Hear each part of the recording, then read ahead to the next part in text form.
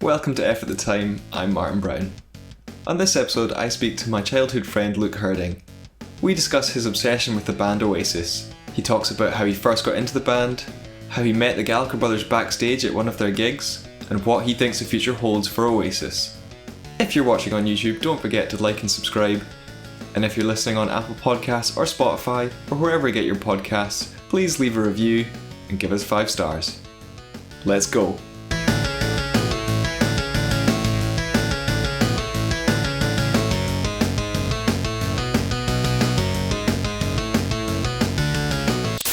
Luke, how are you? I'm good, thank you. Thanks for having me on. You are one of my oldest friends. Yep. We've known each other since 1998. In that time, we've had gone in and out of phases of liking things, of being really into something and then falling out of it. One thing that you have been obsessed with since at least high school age is Oasis. Yeah. When did that start? Because when I met you, like I just said, in 98, Yeah. you weren't an Oasis fan. No, I was aware of Oasis.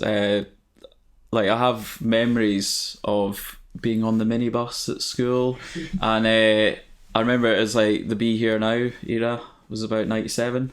So I remember a lot of their songs were on the radio. So I remember singing along to All Around the World.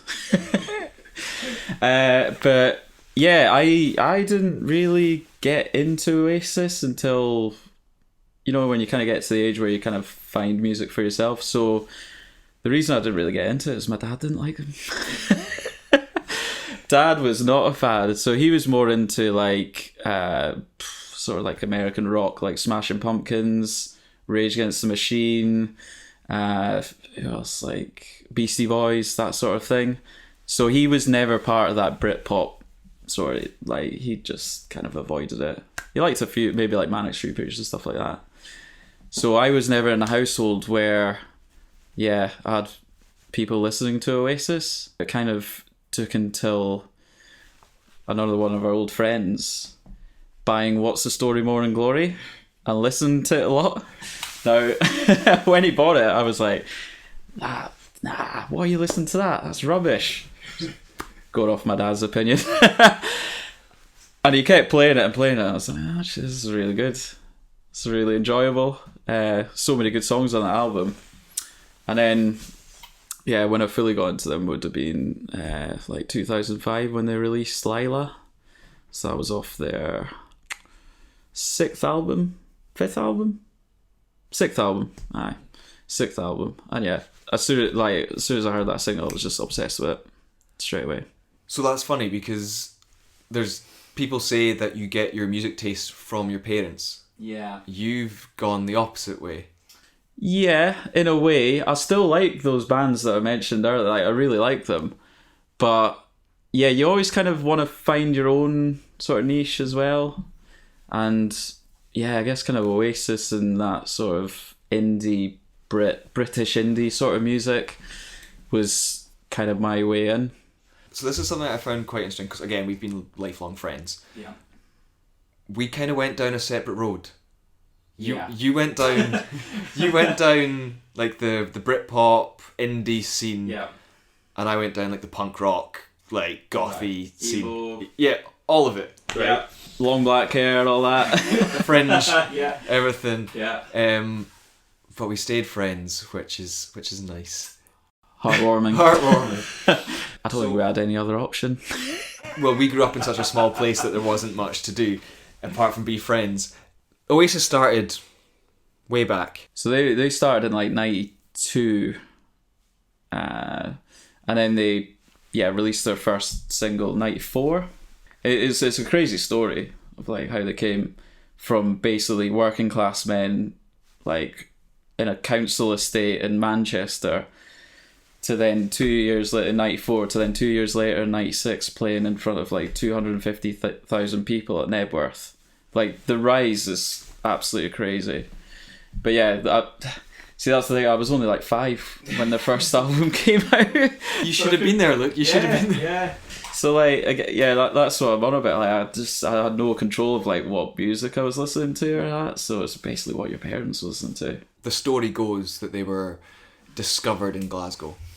I think that's pretty true, to be fair. Apparently they supported a band who last minute wanted them to support them at the King Tut's. So I don't think they were actually on the bill until like last minute. And that's where Alan McGee, who was head of Creation Records, he was, for whatever reason, was at the King Tut's that night, and yeah, he just was blown away by how good they were. Couldn't believe they weren't signed by anyone, so he just signed them on the spot. So, 2005. Yep. What was it about Oasis? Because the Britpop scene it's gone, basically. It's been yeah, it was long gone by then. Yeah, they stuck around. They clearly had a massive following from that point. What was it about 2005? I think it was just the attitude of that song. Like, back where we were from, we didn't have access to we couldn't listen to radio because there was hills and mountains in the way, so we could get signal to listen to radio. So we didn't have that option. What we used to do, this is a throwback, we used to we had Sky Digital, because that was the only way we could get telly. And used to sit there flicking through the music channels. It was basically like our version of Spotify. But you had to wait for a song that you liked, so you just kept flicking until you found something, and then restarting and then flicking. But yeah, it was that. There's something about that video, the attitude. The song was catchy. I just got obsessed with that song. From that song, did you go back through the back catalogue?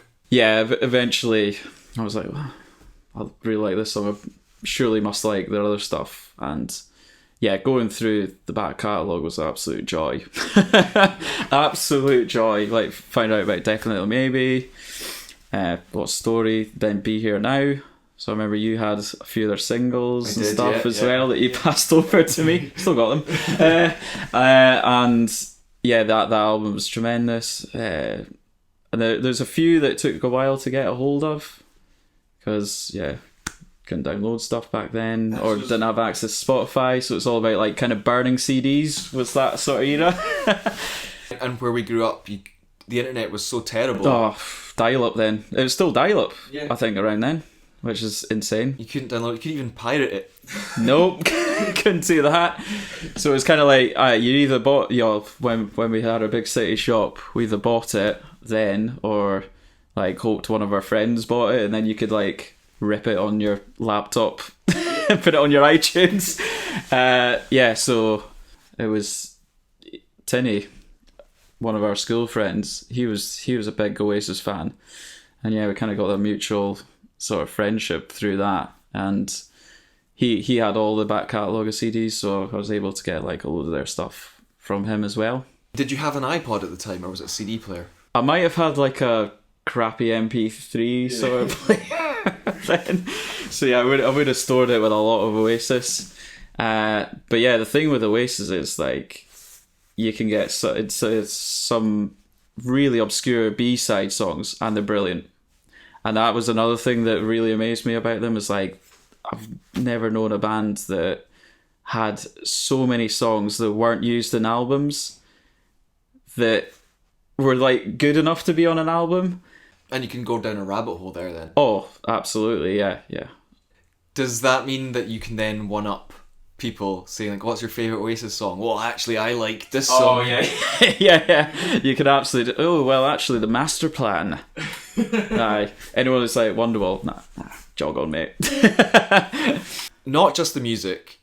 Oasis they're like a style. So again, like from the punk rock scene that I was into, it was all about like skinny jeans and ripped clothing and black. Everything was black. Did you go into the clothing? Probably not then.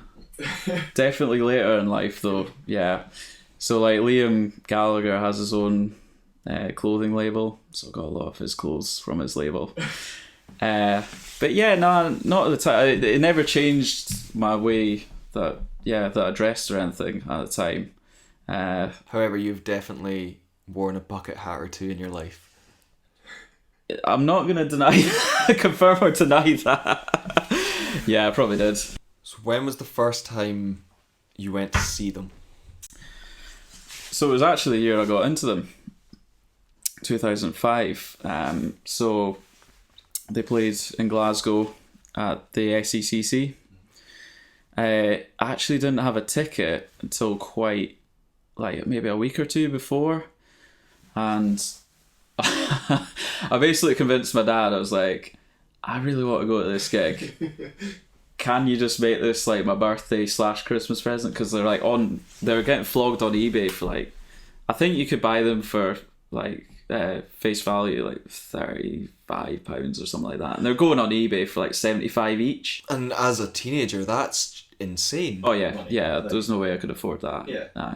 So I managed to coerce my dad into getting that for my birthday and Christmas present. Which I'm sure he probably was quite bitter about buying, since he wasn't a fan. Probably. And the fact he wasn't going as well. So yeah, they played in Glasgow. It was December 2005. So the mate who I referenced earlier, Tinny, as we called him, managed to get a ticket with him. And yeah, we went down on the bus, stayed at his brother's. So we basically grew up like near Skye, like a remote village near Skye. So like, public transport was a nightmare. So yeah, it would have been like a 6.5 hour coach journey down. Like, it was my first proper gig as well. Like you're saying, we lived in a complete remote place, so never really been to a gig in my life, apart from like the little festivals we had in our village, which you wouldn't class as Chicter festivals. Yeah, exactly. It's not a raucous crowd or that, it's just people drunk stomping their feet basically. It was a massive deal for me, and it must have been the first time Tinny went to see them as well, so he was obviously really excited. We we went down really early for it. As you do. Yeah, I think, doors are normally at 7, aren't they? I think we got there at like 5. 5:30, and we were like one of the first people there. The SECC, especially back then, there's nothing there. Nah. Like, it's just the arena. Nah, there wasn't like a bar area or anything like that back then. It was just like that exhibition hall, basically. What did you do? We just stood around just chatting to each other. Didn't have any phones back then, so yeah, we just had to talk to each other. Crazy. So yeah, no, we managed to get down the front for the gig, like right up against the barrier. And support band was a band called Shack, who got absolutely abused for half an hour, basically. That's a rite of passage, though, being a support band. I don't know. Yeah, pints thrown at them for half an hour and booed off the stage. Yeah, I wouldn't want to have been them, but they probably didn't care. They were supporting Oasis. Oasis came on. We basically got absolutely crushed up against the barrier. I was not expecting that. Just obviously, like, everyone kind of swarms up towards the front, and we just got crushed. However, Liam came on, drank a bit of water from his water bottle, chucked it into the crowds, and my mate Tinny clutched his hand up and grabbed it. So we were just like, oh my god, we've got Liam Gallagher's water, and just like sit drinking away at it, just like, this is amazing, that's the best night ever. So that was cool. I remember this water bottle because you two didn't stop talking about it for years. Oh aye. Like the legendary Oasis water bottle. Yeah. It literally was a bottle of Oasis. Bottle of water, that was it. That was all it was, just a bottle of water that Liam drank from. Bit weird. A little bit.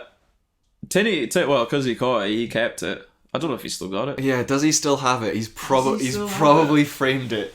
Maybe he does, maybe he doesn't, I don't know. We were trying to stick together, and within the second song I lost him because I got knocked over. It's the one and only time I've ever been knocked over at a gig, because I just was not expecting what the crowd would be like, and it was raucous. It was like side to side, front and back, and like, I'm quite a short guy, and I was pretty light back then. So when I think it was the second song. Yeah, I just got clattered over, and then thankfully someone picked me up, helped me to my feet. Lost them for the rest of the gig. Lost my mate for the rest of the gig. Still had a great night. It was such good fun. And that just added to my love of the band even further. So that was 2005. Yeah, that was 2005. One of the reasons I remember exactly when it was is because during that night, well, it was like when Roy Keane signed for Celtic. Like, famously, Oasis are Man City fans. Yeah. But Liam, for whatever reason, just decided to dedicate one of the songs to Roy Keane. He was like, this one's for Roy Keane. It being in Glasgow, half the crowd were like, hey, the other half were like, woo. So that's how I remember it. It was like around that time. After that, I remember you getting DVDs. Yes. And watching them non-stop. Mm-hmm. It was almost like every day was, here's a new Oasis fact. Yeah, basically. Yeah, just finding stuff constantly. So, in 2000 they released a DVD called Familiar to Millions. It was like from a live show they did at Wembley. I think it might have been broadcast on telly or something, but yeah. So they released that as DVD. Ian had it. Like, basically, we were around at his, we'd watched that quite a lot. You must have hated it, but... Look, I don't hate Oasis. I don't. To put it out there, I don't hate them. They weren't the scene that I was into. Yeah. To be fair, you tolerated it. I tolerated it. When I just wanted to listen to like hardcore punk and stuff, and all I was getting was like, what's the story, Morning Glory? Yeah. It's like, oh, these are my friends. Yeah, tolerate it.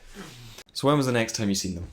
Yeah, so it wouldn't have been until 2008. So basically the first time I seen them, 2005, was when they released Don't Believe the Truth. So they probably would have finished their tour maybe like late 2006. So they released their 7th final album, Dig Out Your Soul, 2008. So yeah, the next time I would have seen them would have been Belfast, of all places. There is a reason behind that. Why Belfast? So, basically, my godfather, who is in the music industry, he had his own band at the time, a band called The Hours. Check them out if you haven't. And yeah, they were asked to support Oasis. So my godfather's quite a good mate of Noel Gallagher's, and yeah, they asked him to support him. I don't know why in Belfast, but they were more than happy to do it. So obviously that link with my godfather was like, absolutely no danger I'm missing this opportunity to have this inside scoop. So yeah, I flew over on the day to Belfast, first ever time going to Belfast. Met up with my godfather and the rest of the band. I went to see them sound check it was the Odyssey Arena, I think it was called. So it was like the big sort of arena in Belfast. I think it was like 8,000-10,000, something like that. So yeah, just standing in this big arena watching my godfather's band sound check was surreal to start off with. So when it came to the Hours performing, I watched them from the side of the stage. And yeah, they were brilliant. Not being biased, but they were brilliant. Not to be honest, they didn't get pelted with pint glasses, so that's always a good sign. That is a winning support act if you don't get pelted. 100%. And my godfather's quite a charismatic fella, and he was the front man, so I guess they kind of bought into that, him giving it big licks. He's like from Sheffield, like a northern lad. So he's got those kind of working class roots behind him. So, I guess that's why he has that, bond with Noel and that. So that was surreal. And then as I was watching the Hours from the side of the stage, I kind of turned, I feel like sensed someone behind me. Turned round. And it was just like Noel standing right behind me. and I absolutely cacked my pants. I was like, oh god, he's right there. This is too good to be true. And then I could see like Liam was like sitting down further back. So yeah, that was pretty mad that they're watching the Hours. When I was born in Sheffield and I moved up to Skye in like 95, so I kind of lost contact with my godfather for a long time. So I had no links to Oasis or anything like that at all. I wasn't really aware he was that pally with Noel until I kind of seen that. I was like, what? So yeah, buzzed him, just like, so you're supporting Oasis? Get me a ticket. Sort us out. When the Hours were performing, Liam, he liked one of their songs, and one of the songs is called Back When You Were Good. So, and then basically dedicated the song Back When You Were Good to Oasis. And it was only afterwards he's like, I probably shouldn't have done that. Yeah, and that's a bit of like damning with faint praise like, right there. You're only good the first 3 albums. Yeah. So yeah, after they finished, we all went to the dressing room with the Hours, and then Noel came in. I was just basically saying, oh, you know, well done, like great gig and all that, getting the chat. And then Ant was like, oh, Noel, this is my godson, Luke. And Noel went, godson? What, is he fucking babysitting for you? I was like, oh god, the first thing Noel said ripped into me. So what is it like having your hero rip the piss out of you? It was great because thing is, he's exactly as he is in the media, like backstage and that. Yeah, he's totally as he was. So yeah, he's like witty and sharp, and yeah, he ripped into me straight away. And you got a photo with him, which I think was your online photo for years. Oh, still is. Is it the same photo, or have you? Well, yeah, I met him again, but it's been my photo for a while. So basically, in their dressing room, they had this big Man City flag with the Man City crest in the middle of it. So like, my godfather took a photo of me and Noel standing there. But yeah, no, watching them, I think I watched them from like the sound desk, like watched Oasis from the sound desk, which was pretty cool. I didn't get knocked over, thankfully, because I had barricades around me. So, so that's your second time seeing them. Second time seeing them. How that is such a massive jump from being in the crowd, being knocked over by the crowd at 16 to being the fact we caught Liam's bloody water bottle to then meeting them second time round. It's kind of a big jump for... Aye. It's surreal. Like, I still think it's surreal to this day, to be honest, thinking about it. Because I remember seeing them go, like, before they went on stage, like, backstage. Like, I was kind of, like, just about to go into into the crowd. I remember seeing them, they're all kind of, like, geeing each other up and high-fiving each other. I was like, not many people get to see something like that. Liam, he buggered off straight after it. Right. So it was only him walking down the corridor. He had like 3 or 4 like bouncers, bodyguards around him. And thankfully we kind of crossed paths, and I was just like, oh, amazing gig, man. What night, and sort of something like that. And he was like, oh, thanks, man. Shook my hand. I was like, I'm never washing this hand again. Straight away. Drinking out of his water bottle to never washing your hand. Yeah, I've got a lot of Liam DNA on me. Still. We were backstage for like an hour and a half, 2 hours, something like that. Okay. Basically talking about football. Yeah. Football and music.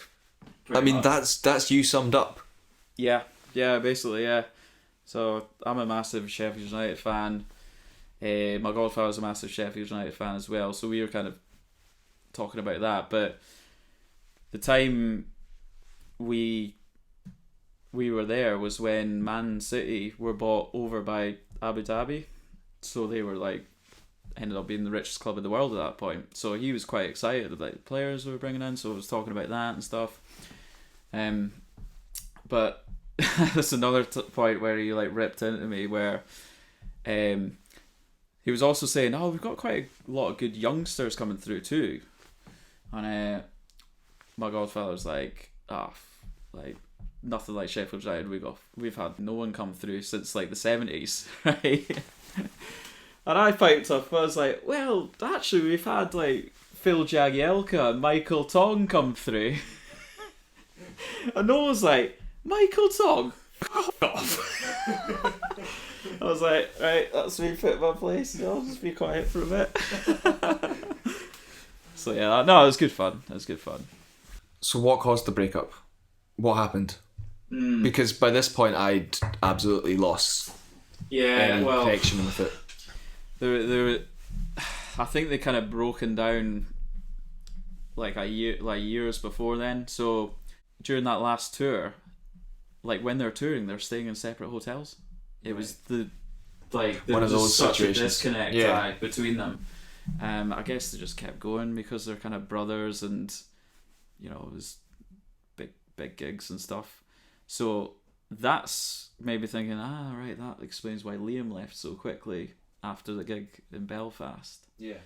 Because he couldn't be arsed waiting around and just thought he'd go back to his own hotel. So yeah, they almost finished the tour. I think they only had like 2 or 3 gigs to go. And I guess Noel probably just got fed up of like, Liam's quite high maintenance, and I could imagine being with him a lot would just rile you up the wall. Even in his 30s and that, he just hadn't calmed down. Yeah.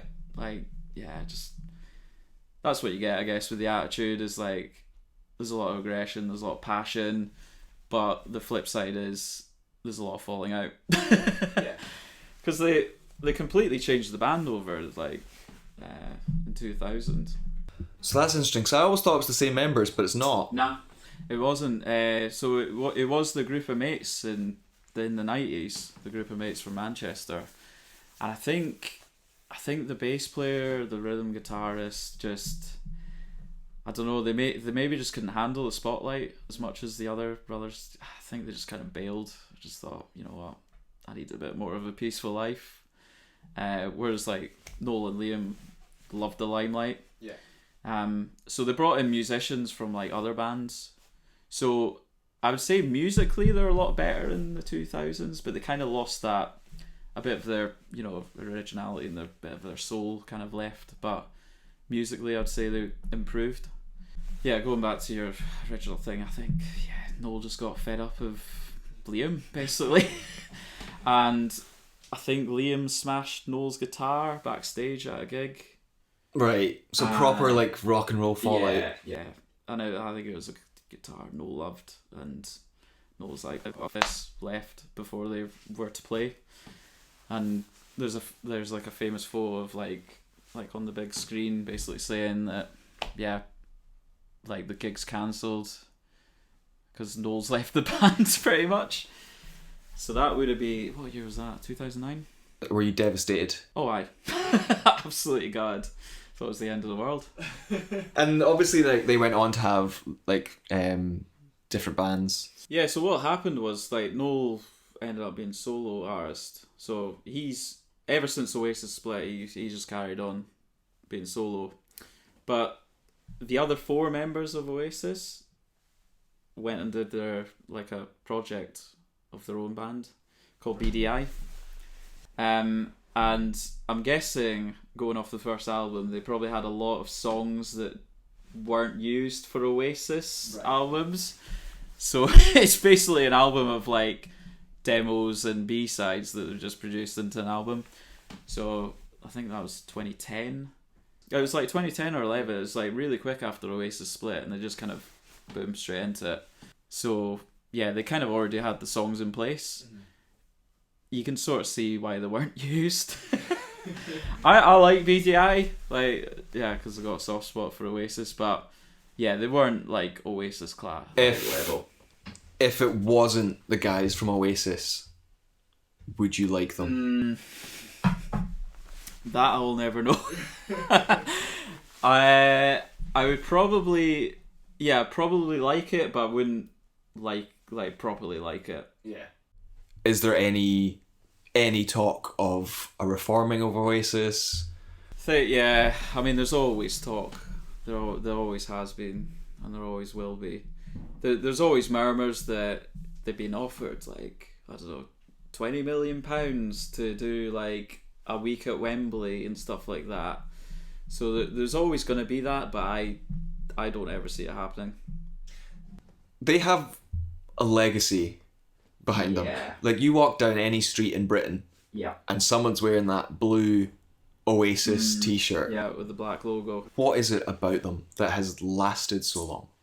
I think they kind of spoke to people at the time.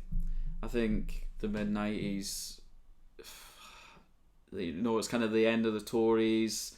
There's a lot of doom and gloom in the UK, a lot of people on the dole and stuff.